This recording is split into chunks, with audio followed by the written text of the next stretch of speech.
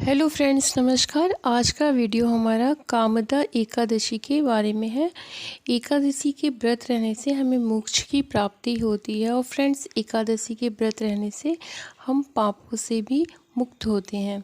आइए हम जानते हैं कि हम एकादशी की कैसे पूजा करें और कामदा एकादशी की कथा क्या है। कामदा एकादशी का व्रत 8 अप्रैल दिन मंगलवार को है। इस दिन पूजा के समय कामदा एकादशी की व्रत कथा पढ़ते हैं। इससे व्रत पूरा होता है और इसका महत्व भी पता चलता है। कामदा एकादशी व्रत 8 अप्रैल को है। रवि योग और सर्वार्थ सिद्धि योग बन रहे हैं। व्रत कथा पढ़ने से व्रत का महत्व पता चलता है। कामदा एकादशी का व्रत 8 अप्रैल दिन मंगलवार को है। इस बार कामदा एकादशी के दिन 2 शुभ योग बन रहे हैं। उस दिन रवि योग और सर्वार्थ सिद्धि योग बन रहे हैं।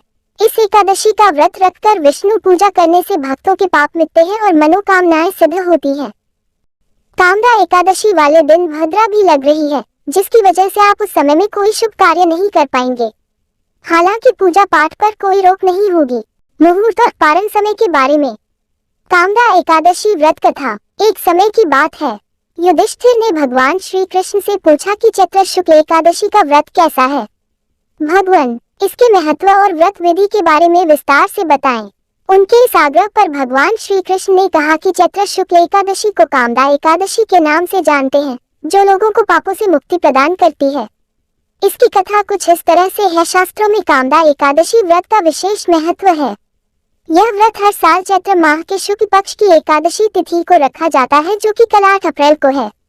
मान्यता है, जो व्यक्ति इस दिन पूरे दिन व्रत रखकर भगवान विष्णु की पूजा अर्चना करता है, उसकी सभी मनोकामनाएं पूर्ण होती हैं। साथ ही धन धान्य और सौभाग्य की वर्षा होती है।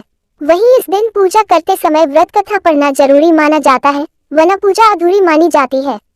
आइए जानते हैं व्रत कथा के बारे में। विष्णु पुराण के अनुसार प्राचीन काल में भोगीपुर नामक नगर था। वहां पुंडरीक नामक राजा राज्य करते थे। इस नगर में अनेक अप्सरा, किन्नर और गंधर्व का भी वास था। उनमें से ललिता और ललित के बीच अत्यंत आपसी स्नेह था। एक दिन गंधर्व ललित दरबार में गान कर रहा था कि अचानक उसे पत्नी ललिता की याद आ गई। इससे उसका स्वर, लय और ताल तीनों बिगड़ने लगे। इस गलती को कर्कट नामक नाग ने जान लिया और यह बात राजा को बता दी। राजा को बड़ा क्रोध आया और ललित को राक्षस होने का श्राप दे दिया। ललिता को जब ये पता चला तो उसे अत्यंत दुख हुआ।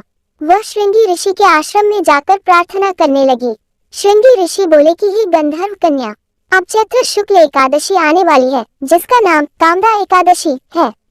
कामदा एकादशी का व्रत कर उसके पुण्य का फल अपने पति को देने से वह राक्षस योनि से मुक्त हो जाएगा। ललिता ने मुनि की आज्ञा का पालन किया और एकादशी व्रत का फल देते ही उसका पति राक्षस योनि से मुक्त होकर अपने पुराने स्वरूप को प्राप्त हुआ। एकादशी के दिन शमी के पौधे के पास आटे का दीपक जलाएं। दिया जलाते समय उसमें कपूर और हल्दी डालें।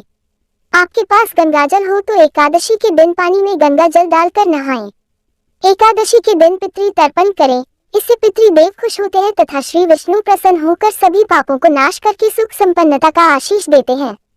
एकादशी के दिन भगवान विष्णु को सात्विक चीजों का भोग लगाएं तथा प्रसाद में तुलसी जरूर शामिल करें। एकादशी के दिन ओम नमो भगवते वासुदेवाय मंत्र का जाप करते हुए सायं में तुलसी जी के सामने घी का दिया लगाएं। साढ़े साथी से परेशान है तो शनिवार के दिन आने वाली एकादशी के दिन अंधेरा होने के बाद पीपल वृक्ष पर मीठा जल अर्पित करके सरसों के तेल का दिया और अगरबत्ती लगाएं और वहीं बैठकर हनुमान चालीसा तथा शनि चालीसा का पाठ करके पीपल की 7 परिक्रमा करें। एकादशी की व्रत कथा पढ़ने तथा सुनने मात्र से मनुष्य पापों तथा राक्षस योनि से मुक्ति पाता है। ओम विष्णुवे नमः। ओम हूं विष्णुवे नमः। ओम नमो भगवते वासुदेवाय नमः। ओम नमो नारायणाय नमः। ओम नमो नारायण। श्रीमन नारायण नारायण हरि हरि। श्री कृष्ण गोविंद हरे मुरारे। हे नाथ नारायण वासुदेवाय। ओम नारायणाय विद्महे वासुदेवाय धीमहि तन्नो विष्णु प्रचोदयात्। ऐसे ही रोचक जानकारी के साथ आप सब बने रहिए फ्रेंड्स। और महाभारत की कथाएं सुनना अच्छा लगता हो, रामायण की कथाएं सुनना अच्छा लगता हो, या भगवान जी की कथाएं सुनना अच्छा लगता हो, या वेदों शास्त्रों के बारे में जानना अच्छा लगता हो, या पूजा पाठ से रिलेटेड कोई भी जानकारी चाहिए, तीर्थ व्रत के बारे में कुछ भी जानना है, please like comment subscribe share it. Thank you friends. हम फिर मिलेंगे अगले वीडियो में। तब तक के लिए नमस्कार। जय विष्णु भगवान की।